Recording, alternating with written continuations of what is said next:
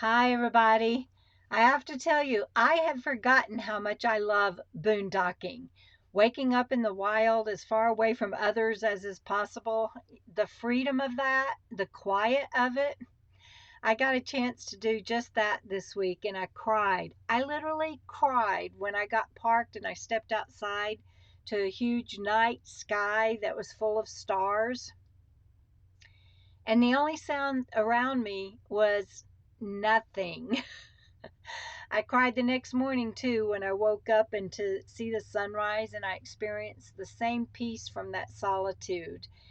I'm a nomad. I'm a nomad now in my RV instead of my a van, but I'm a nomad through and through and I love it with every fiber of my being. I just had to share that with you and tell you that last night I was also blessed to see the virtual premiere of the movie Nomadland, based on the best selling book by the same name that was written by Jessica Bruder.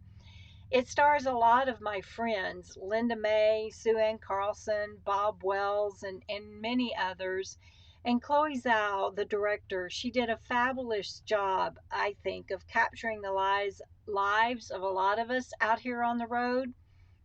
I cried almost through that whole movie too as I watched it. It had me captured from the very first second. It stars Frances McDermott and one of my all-time fave actors, David Strathairn. I've been a fan of his since he starred in Sneakers with Robert Redford and Sidney Poitier. I just loved that movie, and I couldn't believe that I got to be an extra on the set and got to talk to him, even have dinner with him one night. Anyway, I'm in the background in a couple of scenes in the movie, but it's crowds and no one but me will know it's me. But just to have had that experience. And then last night watching the premiere, just, it reminded me how badly I need to be on the road and how badly I need to be with and see some of my fellow nomads from time to time, and mostly to be in nature. I'm currently writing a book, How Being a Nomad Saved My Life, and I really believe that.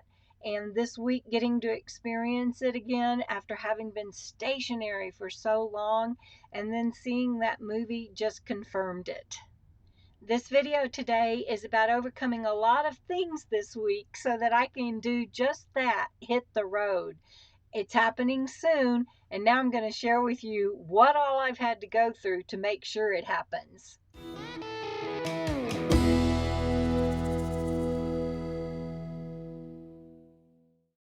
Hi, everybody. Again, I'm Debra. This is Bandit. We're nomads, and we are about to hit the road in my RV called Freebird. I'm having to do a lot to get ready to hit the road, and I've been stationary far too long. The road is calling, and I'm not going to let anything stand in the way of me getting on the road. Now, having said that, I need to also stress that I've had three reputable mechanics that have told me Freebird is a sound rig and she just needed parts, new parts, instead of her 36-year-old ones. And, I'd like to have that done too and be a bionic woman. But she's just been getting a lot of TLC and maintenance and upgrades lately. I wouldn't travel in her if I didn't think she was road ready and if I didn't have professional mechanics signing off on her. In fact, in the last two videos, I shared with you that I stayed at BP Drivetrain owned by Bud Pauli. And while Bud fixed the carrier bearing, he replaced two U-joints and the transmission mount. I got to stay there because she wasn't drivable while all of that was going on and we were waiting on parts. Check that video out if you haven't seen it already. And he's a great guy, and the info about his shop is in the video description and pinned comment. If you are in the Pahrump, Nevada area, I can only tell you if you need drivetrain work done, his shop is the place to go. But guess what? While I was there, it turns out that the pinion seal that the original mechanic fixed, it had to be redone, and Bud referred me to a specialty shop in Vegas for that, just in case they needed to drop the rear axle. Freebird is a heavy beast, you guys, and he didn't have the pulleys or the lift for that. So I did end up needing to go to Vegas, and so Monday and Tuesday was at his shop. But I got to tell you first, before I tell you about Vegas, that when Bud and I did the test drive, I couldn't believe what an amazing difference there is in Freebird. She drives like a dream, almost like a brand new rig. It's just unbelievable to me. There's no clunking shimmies or high pitched squeals, and she just drives and handles beautifully. It's wonderful. Anyway, so thank you, Bud, and thank you to Tom and Heather for referring me to him. So while we were doing the test drive, however, the AC started squealing and we had to turn it off. So I called Tom and Heather, and who warranty their work and they're professionals. And they said, of course, they'll check it out and get me fixed right away, and apologized. And so instead of going back to my home base about 40 miles outside of town, I went back to the preferred RV campground in Pahrump, and I spent the night there because Tom said that he would work me in the next day. And at the end of a very long day on Wednesday, Tom came over to check out the AC as promised, and Heather checked in with me a couple of times during the day to reassure me that he was coming and giving me updates on the jobs that he was currently on. And it turns out that it was the water pump, you guys. It was dripping water, just a little pinhole dripping water down on the AC belt, and that was making it slip. So he replaced the water pump, another 36-year-old part, and I also had a cracked radiator cap. And he gave me the radiator cap right off of his own vehicle, and told me what to go find for a new one, or he said that one would work if I wanted to continue using it. So he took care of both of those things, and as soon as he was done, which was late, it was after dark, I had to head to Vegas. And I just want to say that I really appreciate Tom and Heather. They not only run a professional company, but they are great people. I get to have dinner with them soon and meet their kids, and I'm really looking forward to that. In fact, on Wednesday, Tom was late getting to me and worked until after dark because he had had such a long day, because he was making up for time that he had taken off the previous day, because their 16-month-old daughter had broken her leg the previous day, and they had been in Vegas seeing a specialist there for that. I didn't even know that when he got there, and the work was almost already done before he shared that. And his demeanor and Heather's is always so pleasant. You'd never know they'd been facing anything challenging. They're just such wonderful professionals. So, and again, their information is also in the video description and pinned comment. If you need a mechanic, he does not do RV works. He only worked on the C30 Chevy van engine of my RV. And so if you have any regular vehicle maintenance and work that needs to be done, I guarantee you Tom at Pahrump Mobile Mechanic is your guy. Anyway, as I got ready to head out, and Tom had already left Wednesday evening, it was late. My friend Debra walked over to say bye, and she pointed out that I had a headlight out. I was just like, oh, are you kidding me? And the reason that that was so maddening is because that is yet another thing that the original mechanic, hi Bandit, that is yet another thing that the original mechanic worked on and was supposed to have fixed. So I'm not even going to go there. So I drove to Vegas and had my brights on whenever I could so that I had both headlights. And I got to Gina and Jeff's. They arranged for me to be able to stay on their side street. And when I got there, they had run extension cords and had two fans ready. And because I wasn't going to be able to plug in, so I wasn't going to be able to sleep with my overhead AC on. And that was just so sweet of them. So thank you, Jeff and Gina.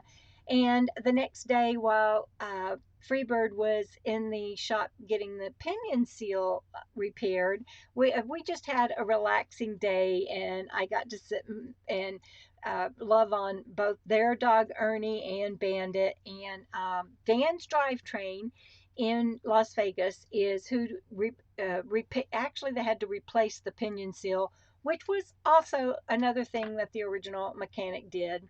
But anyway, I got that done. Gina dropped me off, and the AC wasn't working, and I couldn't figure that out. Tom had just fixed it again.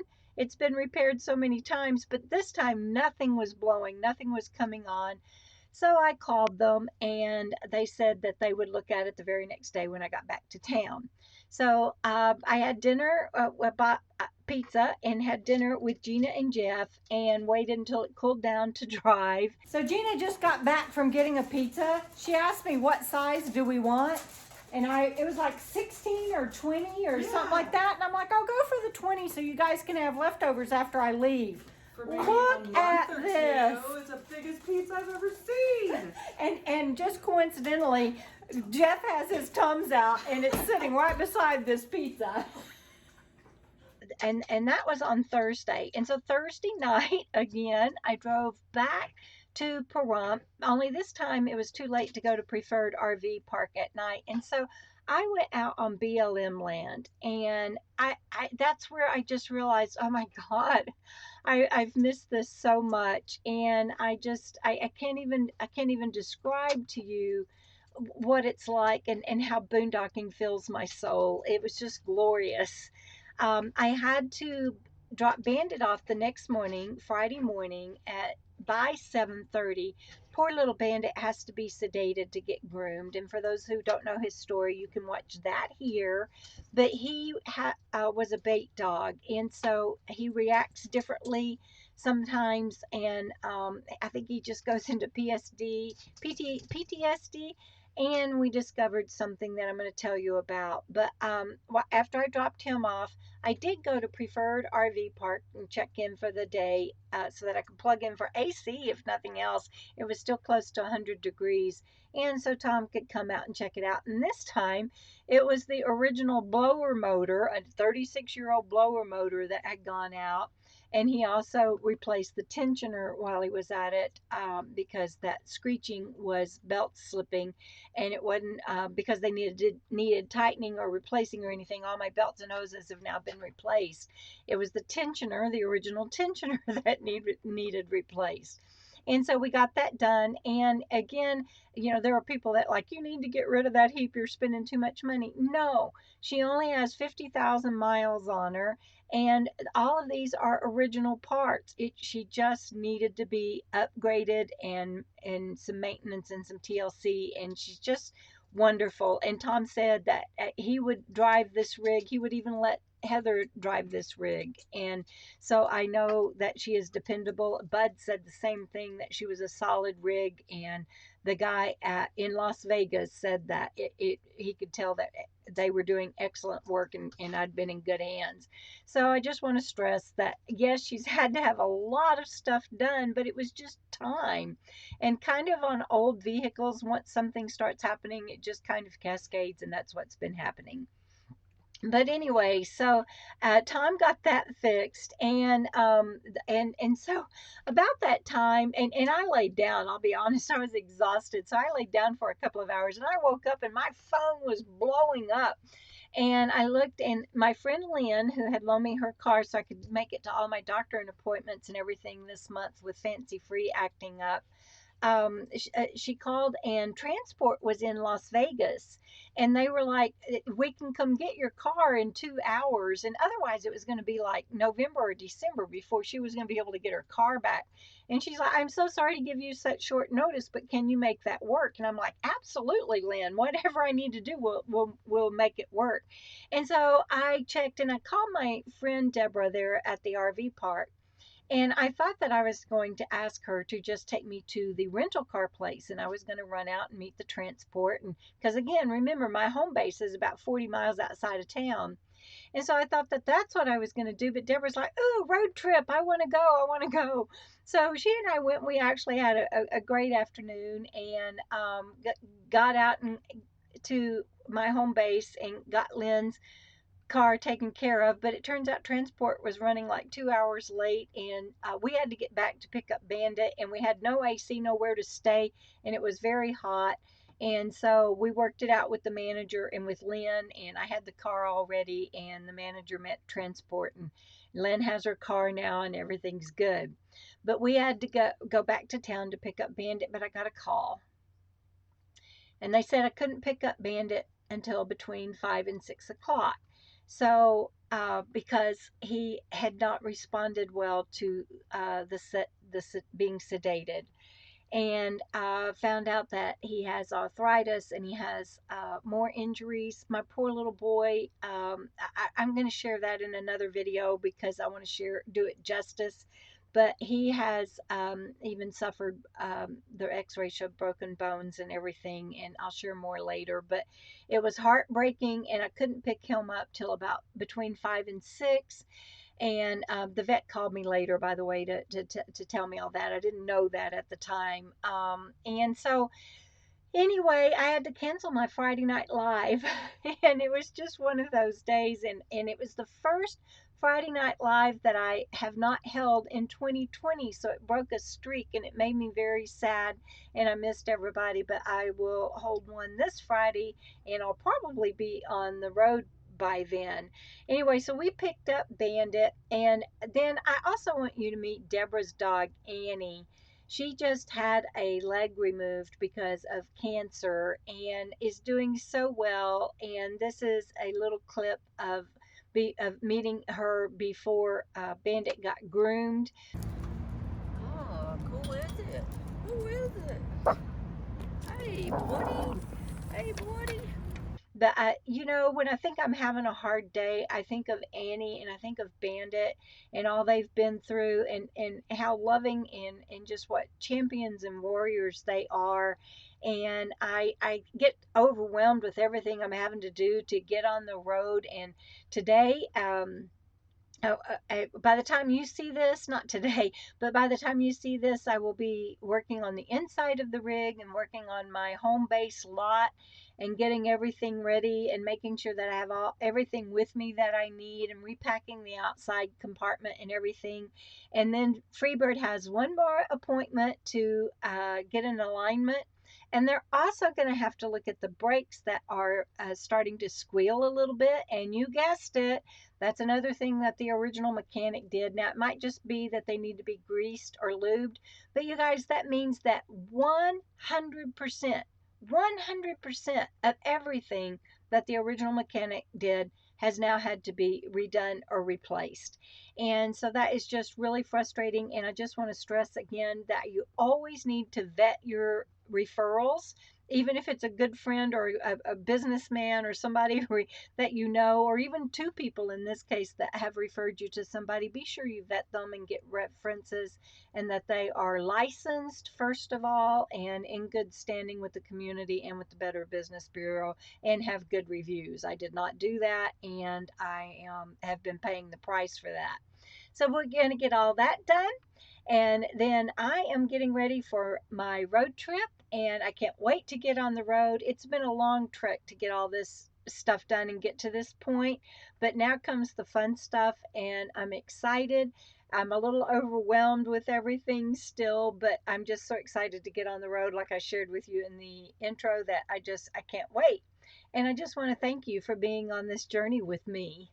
If you haven't already liked this video, please do. And if you haven't subscribed to my channel, please be sure and do that and click to get notified of all videos so that you can do this road trip with me. As always, everybody, we'll see you down the road. Keep on keeping on. Bye.